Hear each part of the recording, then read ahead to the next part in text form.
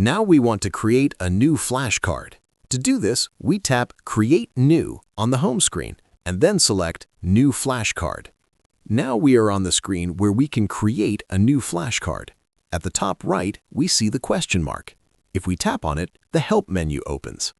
Make sure to read it carefully the first time you use this screen so you understand it better, or if you have any questions. If we tap the Show Image Side button, we can see both sides of this flashcard. On one side, there is the audio, and on the other side, there is the image or video. This means we can now take a picture here and choose whether we want to use the phone's camera to take a photo or record a video. We can also add an image from the phone's storage.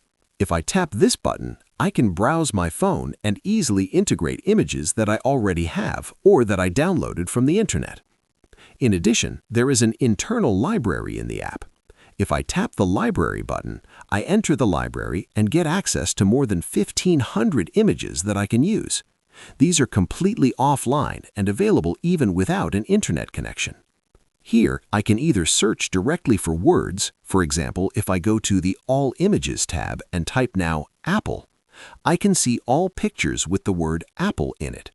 Or I can browse through the folder structure, for example, Nouns, Fruits, and then I can see all the fruit images that I can use. If I tap on an image, I can crop it if I want. Otherwise, I simply confirm at the top right, and the image is added to one side of the flashcard. There is one special feature. There is a field for the caption. Here, I can enter the name of the object, ideally in the language I want to learn. Since I am currently learning German, I would type the word Apfel here. I will quickly add it because later in the exercises, I can choose whether the words should always be displayed on the image or not. This way, I can learn the word directly together with the image. Now only the audio is missing. To add it, I have to switch the flashcard side by tapping the Show Audio Side button. And now I just tap the Record button and say the word Apple. I will do this here in German. Apfel. After recording the audio, I can trim it by tapping the scissors icon at the bottom left. Then I can cut the beginning and the end, for example, if there is a long pause or unwanted noise. After selecting the area, I can listen to it again or fine-tune it using the handles on the left and right. When everything is correct, I tap the button at the bottom to apply the trim. Next to the scissors icon, I can tap to normalize the audio. If the recording is very quiet, it will be adjusted and made a bit louder. On the right side, I can tap the trash icon to delete the audio and record a new one. At the bottom, I see the field for keywords. Here, it is very important to create a system from the beginning so that I can easily find my flashcards, picture descriptions, and combination exercises later. Be sure to read the help text in the question mark in the upper right corner again.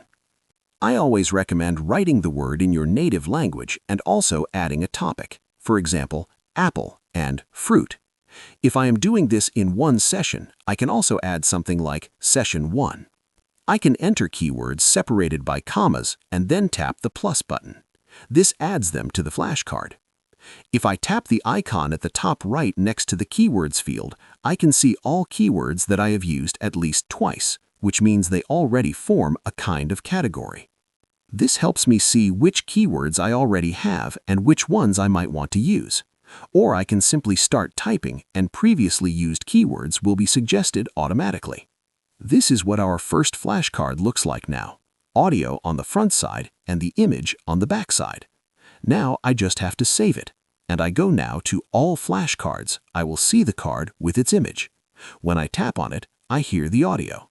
Apfel. There is one more special feature. If I want to learn individual letters or numbers, I can create another flashcard. But now, instead of adding an image, I can simply enter an image caption, for example, the number 5. In this case, no image will be shown on the flashcard, but only the large number, as you can see here. Have a lot of fun and try as much as you want, or have a look in the other tutorials who are available for most topics.